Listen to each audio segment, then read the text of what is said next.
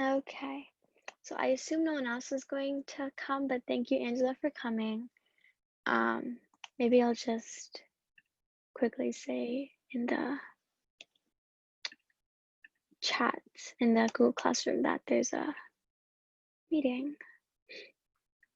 But regardless, I'll be the recording. So today is going to be about like a kind of an overview of the brain. I mean, the brain is a very like there's so many things to talk about. So I'm kind of just like hitting some main points.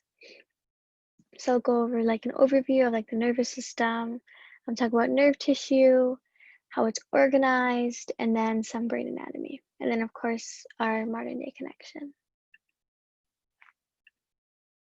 Okay, so just some questions to think about. What is included in the nervous system? What's its function? And any presumptions we have, any things we heard about the brain or nerves or something.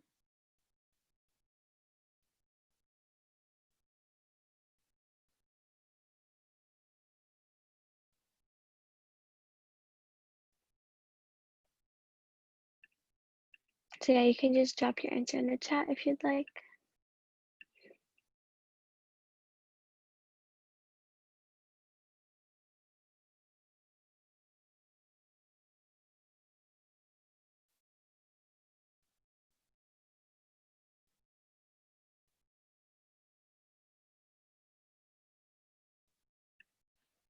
Okay. Yep, so just the recap. Oh wait. You said you're not sure? Oh yeah, that's completely fine if you're not sure because we're here to learn. So the nervous system is basically the major controlling, regulating, and communicating system. And we'll learn more about this later on, but it's mainly due to, the nervous system has to do with neurons, and neurons lead to signals, and signals are eventually what leads to actions. So they're also responsible for the regulation and maintenance of homeostasis. And homeostasis is basically like the equilibrium within our body. So so this refers to mainly temperature. And we interact with our environment through internal and external factors. So external factors, would definitely be things like with our senses. And internal factors are more so things that we don't manually control per se. I mean, like, I guess an internal factor would be like if we go outside and it's super cold out, our body will adjust to the temperature or do its best to, make us less cold. And our activities consist of sensory, integrative, and motor functions. So we're going to talk a bit about sensations. So we have millions of sensory receptors that detect changes in and outside of our body, right? So on the outside of our body, like we could just talk about our fingertips, right? You touch something that's cold, it's cold.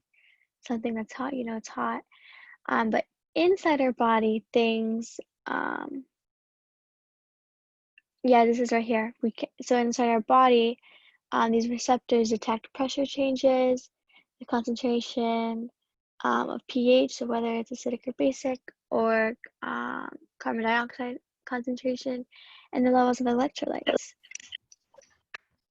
Hi, Skylar. Thanks for joining us. We're talking about, this is mainly the brain.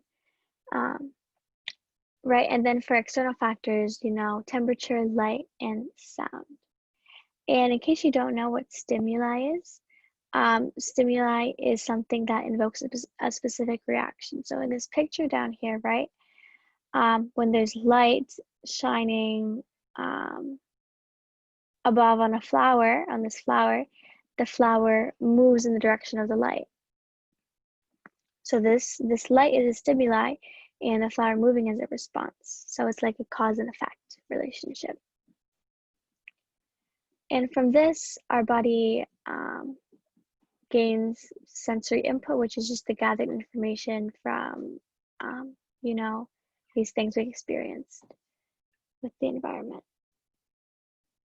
And also stimuli is also a very, this term is normally used when talking about like conditioning. But that branches more into psychology, but conditioning, you know, we have classical conditioning and then operant conditioning.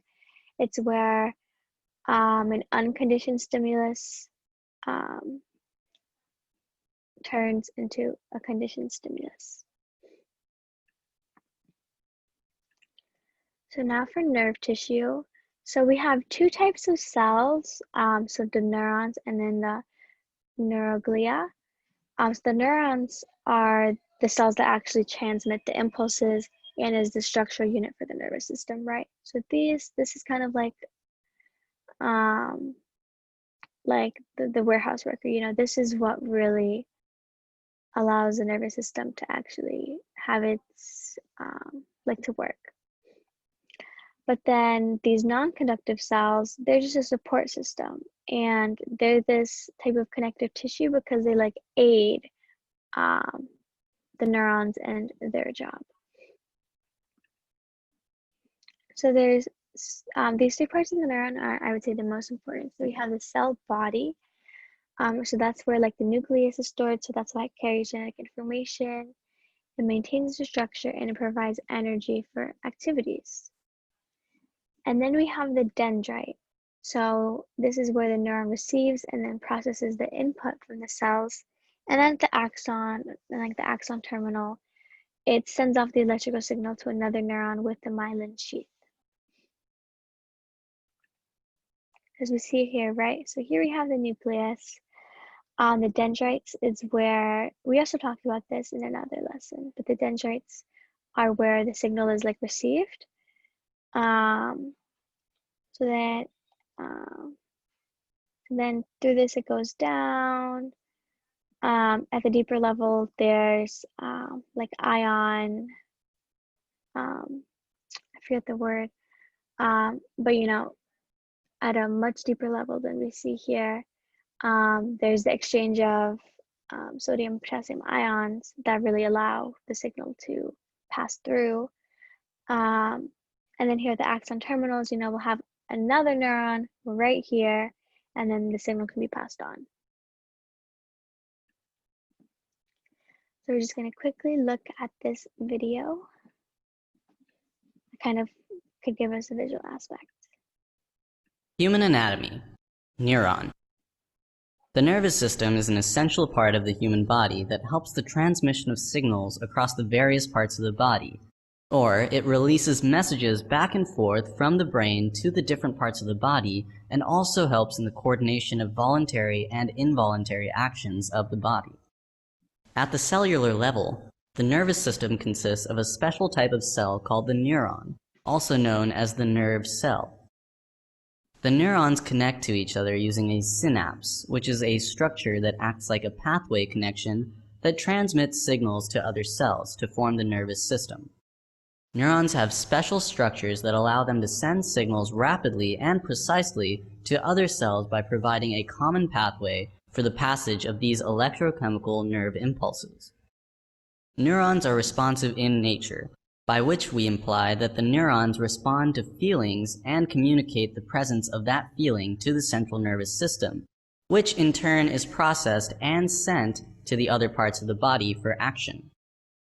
The neurons are the basic constituents of the brain, vertebral spinal cord, the ventral nerve cord, and the peripheral ganglia, which is a mass of nerve cell bodies. Neurons can be categorized into three types: sensory neurons, motor neurons, and interneurons. Sensory neurons allow us to receive information from the outside world through our senses. The sensory neurons evoke the sensation of touch, pain, vision, hearing, and taste. These are usually present in the sensory organs like the eyes, inner ear, and so on, which send the signals to the spinal cord and the brain. Interneurons communicate and connect with each other and represent the majority of neurons in our brain. They allow us to think, see, and perceive our surroundings. Motor neurons are neurons that receive impulses from the spinal cord or the brain and send them from the muscles, causing muscular contraction, and these also affect the gland secretion. A typical neuron has a soma in its center, which contains the nucleus of the cell, and hence this is where the protein synthesis occurs. The neural function is based on the synaptic signaling, the pathway that helps in the transmission of signals, process, which is partly electrical and partly chemical. The electrical aspect depends on the property of the neuron's membrane. Every neuron is surrounded by a plasma membrane, which is a bilayer of lipid molecules that are comprised of various protein structures. A lipid bilayer is a powerful electrical insulator, but in neurons, many protein structures embedded in the membrane are electrically active. Cell division cannot take place in neurons as they lack one of the two cylindrical cellular structures that aid in cell division. This is consistent with the simple cell division nature of the cell. Dendrites are the extensions of the cell with many branches, whose structures can be called as a dendritic tree. They protect from the cell body and are sometimes referred to as fibers.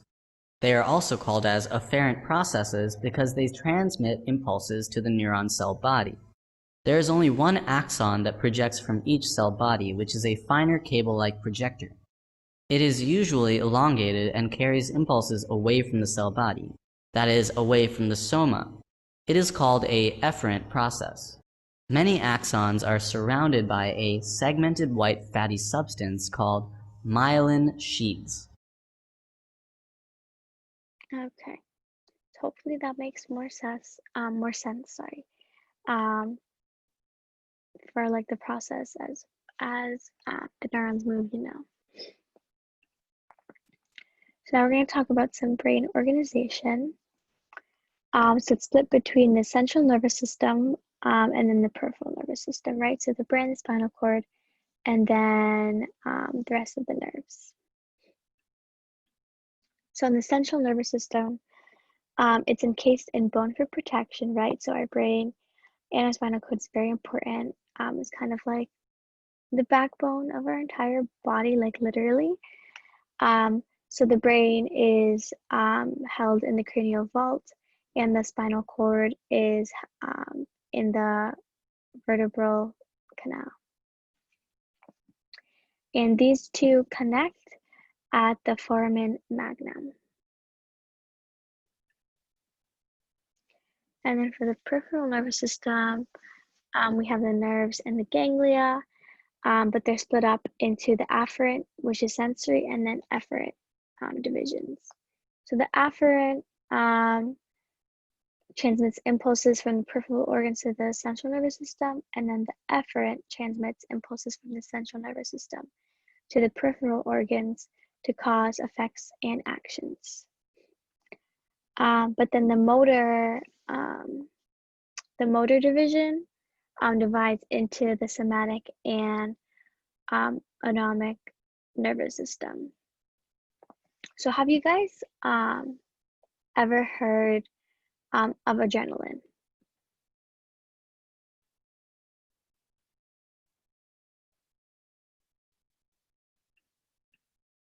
So Angela said yes. Okay, both of you guys said yes. Yeah, right? So adrenaline is a stress response, right? So can you guys tell me a situation in which you would, have adrenaline, the hormone released? Sorry, not the hormone, but I forget the word.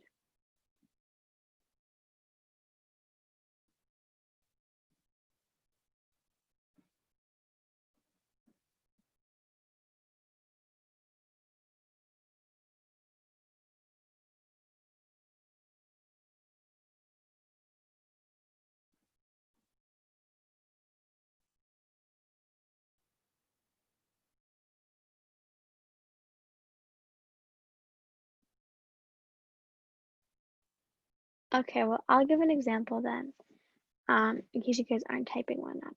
So, we would get adrenaline per se, if say we were in the woods and you're just taking a hike in the woods So Angela said after exercise or excessive anger. Um, so not exercise. Exercise, I feel like that goes more towards like a high, such as like a runner's high. Excessive anger. Adrenaline is mostly related to like the flight or fight response, right? So, talking about like fear, right? So if we were in like the woods, we're taking a hike and we're by ourselves, and then we hear like crumpling of the leaves, or we hear like footsteps behind us, we would enter, adrenaline would travel, through our bloodstream, and we would have that flight or fight response evoked because at that moment our body's telling us to either like run away or fight whatever danger is ahead of us. So this is something that's controlled actually by the nervous system. So the somatic and autonomic nervous system part of this is what really helps control this. So the somatic division is what increases heart rate. It makes you kind of feel really anxious, makes you breathe very hard. So this is what kind of turns on that reaction, right? Because we need this adrenaline in order to, this gives us the energy to really react in a situation such as that. But then the autonomic nervous system, this part is what does the opposite. So they both, it's kind of like an on and off switch. So then, after that situation, after we ran away from whatever danger that was possibly there, then the autonomic part of the system would, begin to decrease our heart rate. It would try to make things go best to normal, like before the situation ever happened. Okay, so now for some brain anatomy. So I just picked a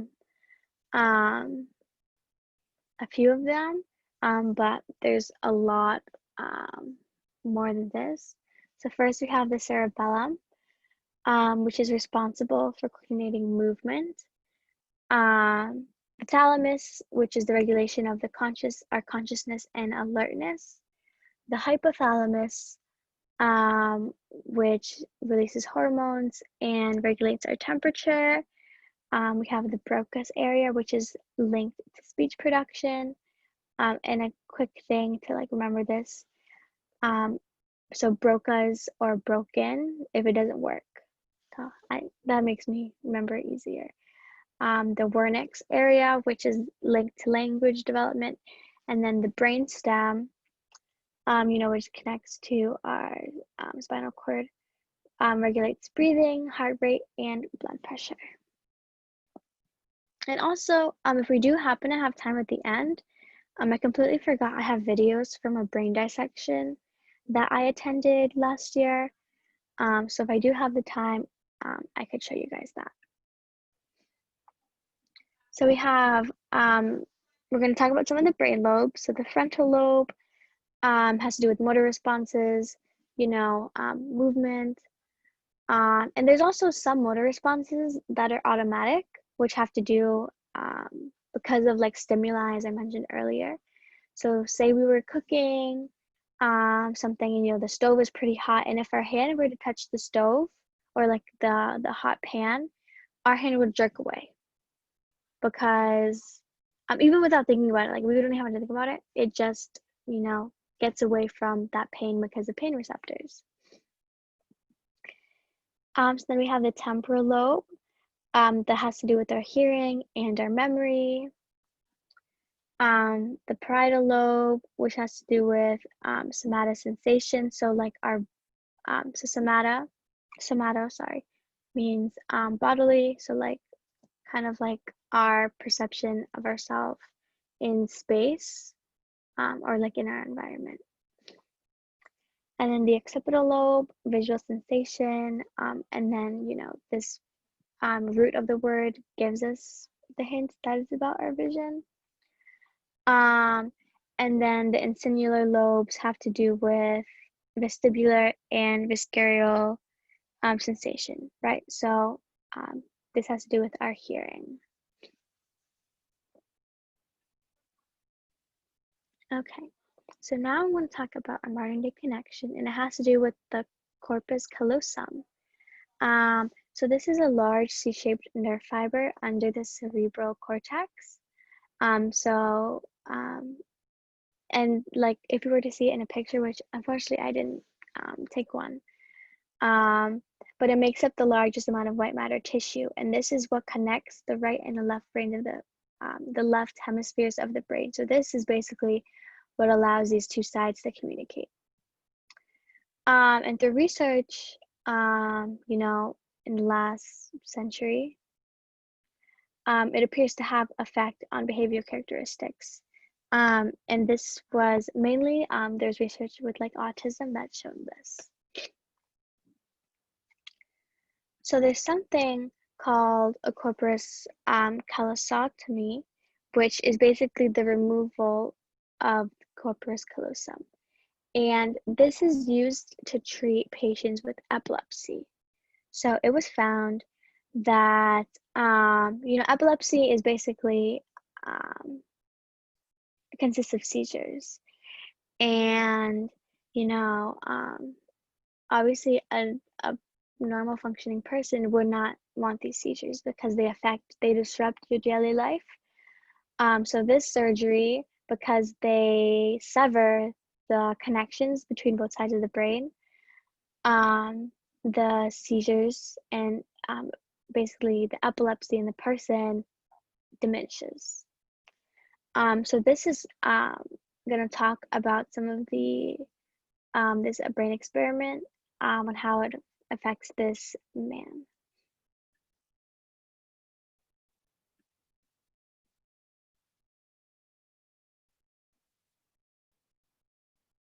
I know the left hemisphere and right hemisphere now are working independent of each other, but you don't notice it.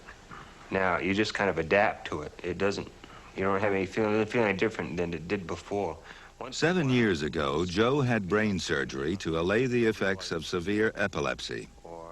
His surgeon cut the nerve fibers connecting his left hemisphere with his right.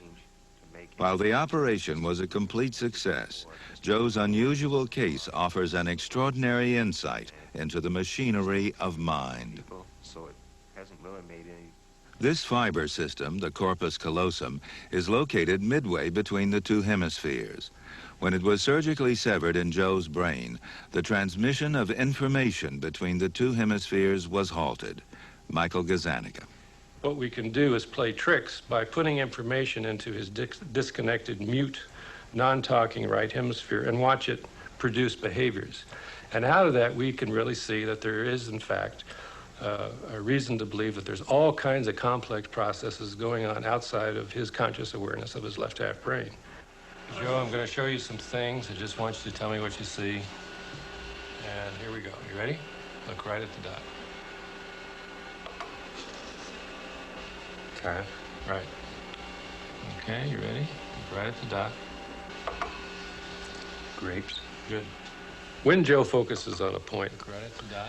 Everything to the right of the point goes to his left brain, the dominant hemisphere for language and speech. Look right at the dot. So we can see here that when we flash a word or a picture, Tree. Joe is easily able to name it. Here we go. See it. Close your eyes and let your left hand do a little work here.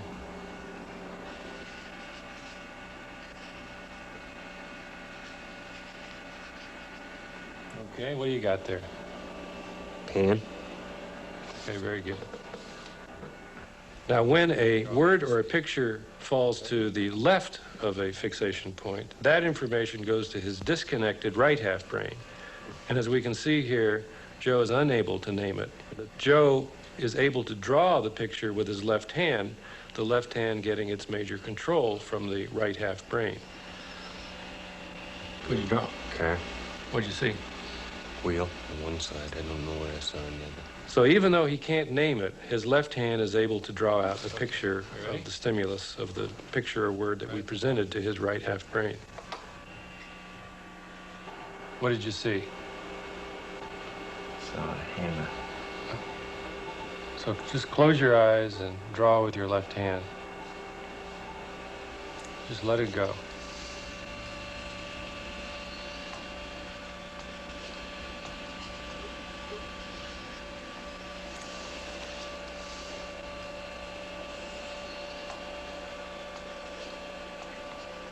That's nice. What's that? Saw? Yeah. What'd you see? Hammer. What'd you draw that for? I don't know.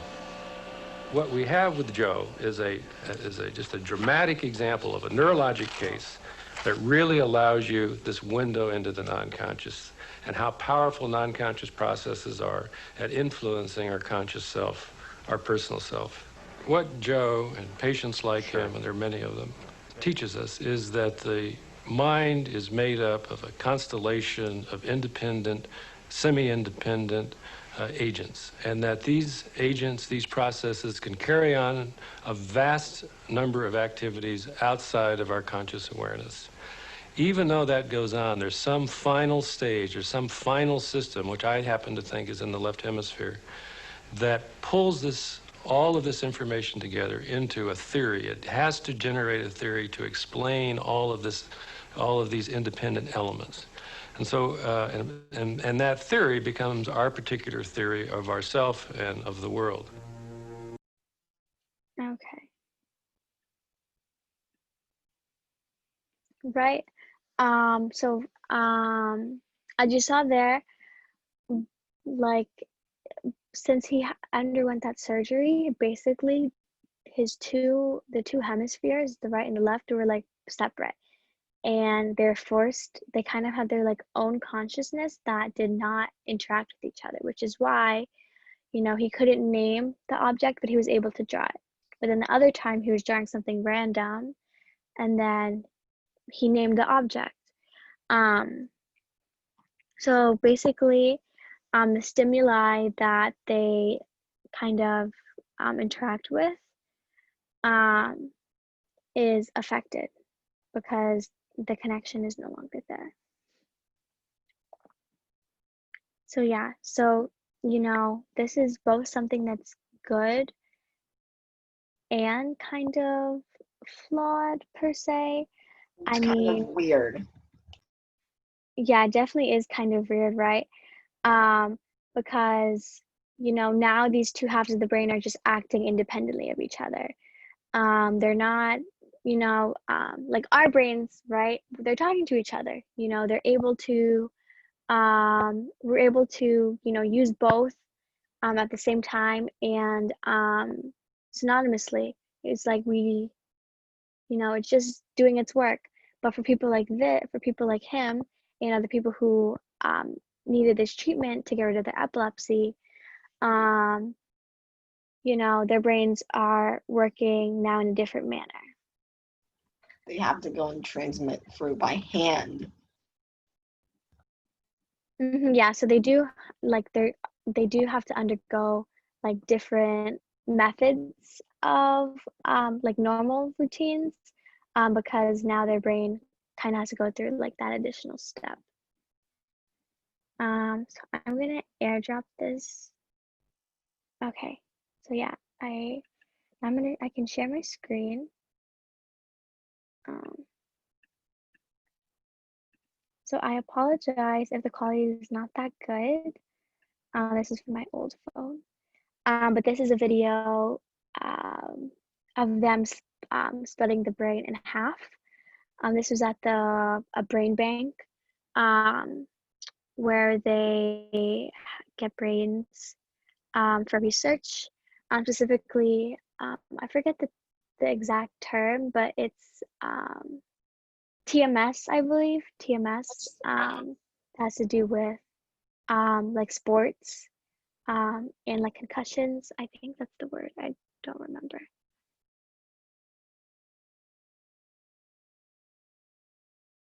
Okay, I don't, it was something, that very popular thing, that has to do mainly in, like, you see it frequently in football, um, that your brain is affected after constant, like, head trauma.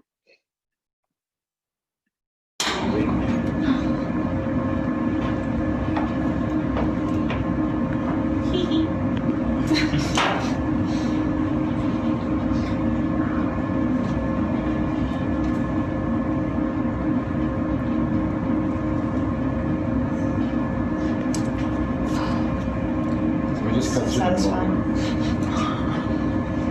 So that's what it looks like inside your brain for every one of you here. Okay?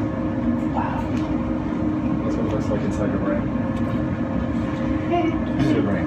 I'm like, The brain looks cool. okay, so there you go. Beautiful, actually. It's got fascinating architecture. Right.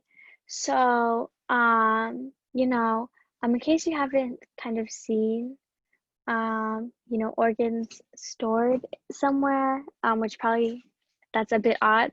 But at my old work, we had brains as well. That was just for show. So, you know, these brains, of course, are placed into certain chemicals, um, which allow for its kind of preservation, which is why it was very easy. You know, the cut was so smooth, and they're able to kind of hold the brain without making any injuries, right? Because in our own brain, like in our skull, it's probably the consistency of cottage cheese. So, you know, we wouldn't even be able to like touch our brain if it were out, because it's so delicate.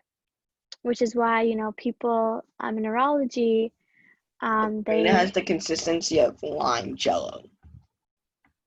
lime jello. Yeah, I guess. I mean, lime jello, because jello is more like jiggly. I wouldn't say the brain is, like the brain does move. Um, so I guess you could also use that as a comparison. I just use cottage cheese for like the consistency. Um, but yeah, we can kind of see here. We can see like, see how that's like, I believe that's the um, corpus callosum. Let me just fix my screen share. Yeah, so that's all I have. Thank you guys for coming. If you guys could let me know what like unit you want for next week, and if you have like a specific request that I do.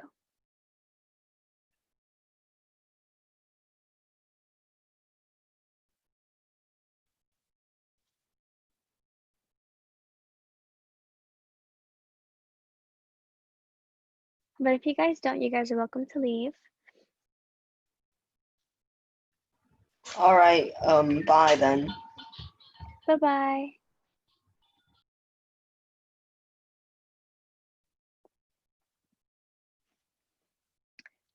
So someone said emergency medicine. Can you elaborate on that? Um,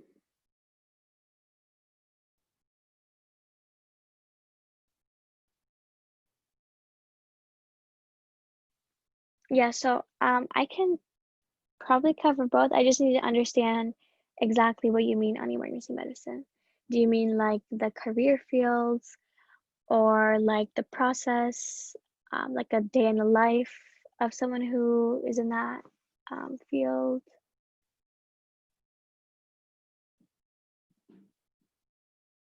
Okay, the career field. Okay. Okay, I'll keep that in mind.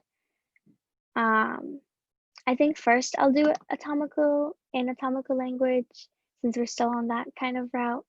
But eventually I'll cover, you know, career fields, different pathways you can take in healthcare.